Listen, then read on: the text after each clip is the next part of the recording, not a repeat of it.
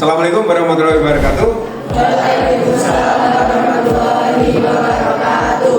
Salam sejahtera untuk kita semua.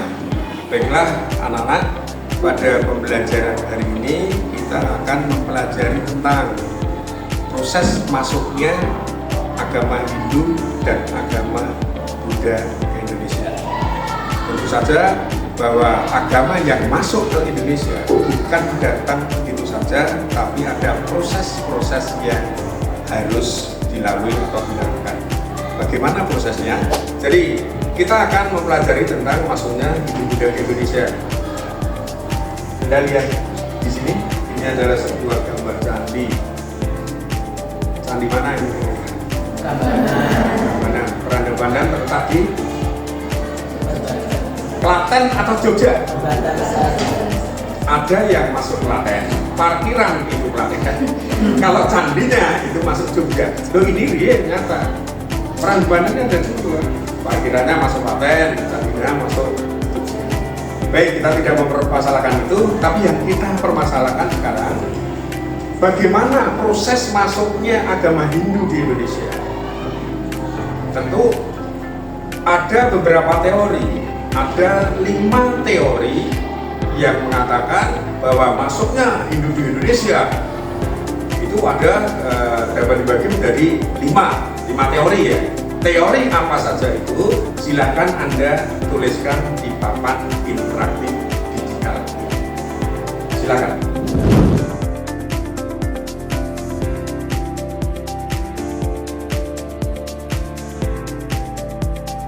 Baik, tadi kan ada 5 teori tentang masuknya agama Hindu ke Indonesia. Nah, sekarang tolong siswa semua melakukan diskusi bagi menjadi 5 kelompok. Ya, kenapa 5 kelompok? Teorinya tadi kan ada 5. Sehingga setiap kelompok itu nanti akan membahas, mengkritisi tentang teori-teori sesuai dengan kelompok masing-masing. Kemudian setelah terbagi menjadi 5 kelompok, silahkan scan barcode ini. Barcode ini isinya tentang apa? Materi proses masuknya agama Hindu di Indonesia. Oke, paham? Silahkan Anda bagi kelompok menjadi 5 kelompok. Kemudian nanti setiap kelompok perwakilan saja lakukan scan barcode ini.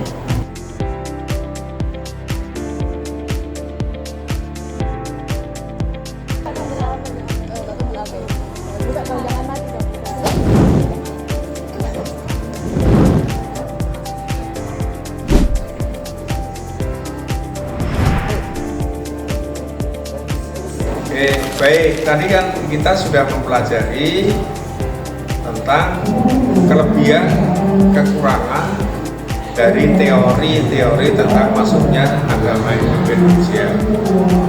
Kita sudah mengkritisi. Nah, sekarang dari beberapa teori tadi, silakan Anda membuat mind mapping, Kemudian nanti mind mapping itu Anda presentasikan.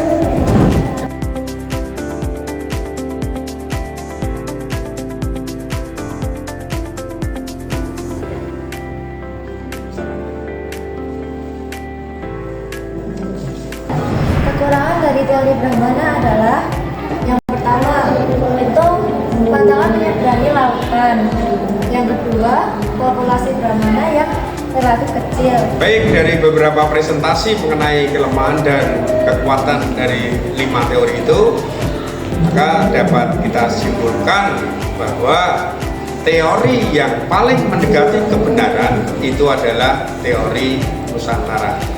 Mengapa teori Nusantara ini yang mendekati kebenaran dibanding dengan 4 teori lainnya? Silakan nanti salah satu perwakilan, bukan perwakilan kelompok lagi, tapi perwakilan kelas, bisa Mbak Zahra, bisa menampilkan refleksi atau kesimpulan akhir dari pembelajaran tentang teori masuknya Hindu di Indonesia. Silakan Mbak Zahra.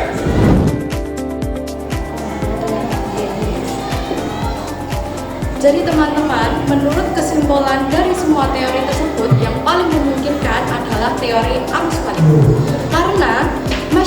Indonesia sendiri berkontribusi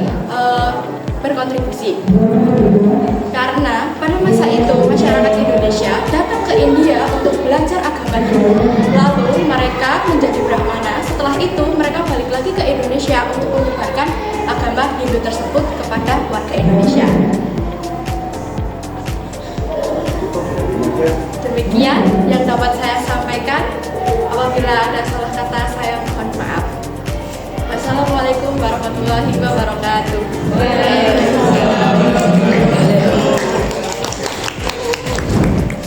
Baik, sebagai penutup dapat saya sampaikan, refleksikan.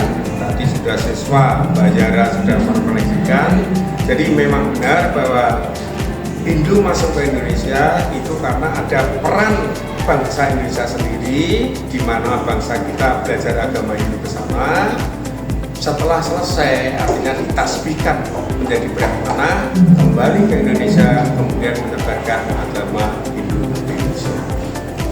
Demikian pembelajaran hari ini, kurang lebihnya mohon maaf.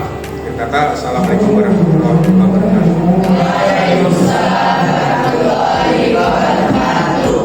Menurut saya, dengan adanya PID dapat menumbuhkan rasa semangat kita sebagai siswa. PID yang terintegrasikan dengan rumah pendidikan, maka hasanah kemampuan siswa akan bisa semakin bertambah. Assalamualaikum warahmatullahi wabarakatuh.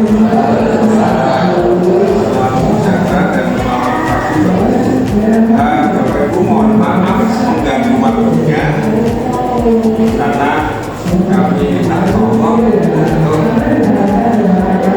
bisa hadir dalam eksplanasi praktik baik dan mendorong bahwa pembelajaran itu berbasis digital.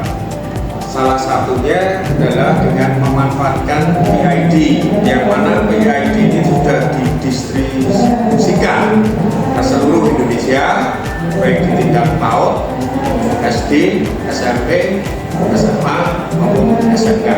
Jadi harapannya dengan adanya PID ini bisa dimanfaatkan proses pembelajaran baik itu dalam kolaborasi, simulasi, visualisasi maupun problem solving.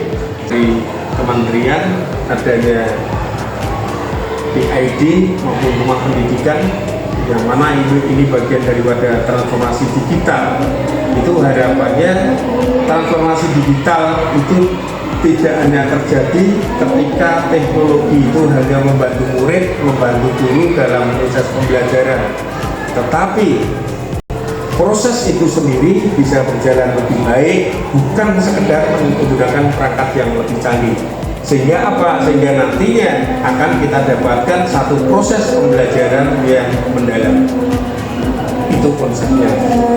Demikian Bapak Ibu diseminasi yang dapat kami sampaikan hari ini. Karena keterbatasan waktu, nanti akan kita sambung lagi, bisa luring, bisa daring. Kurang lebihnya mohon maaf. Assalamualaikum warahmatullahi wabarakatuh.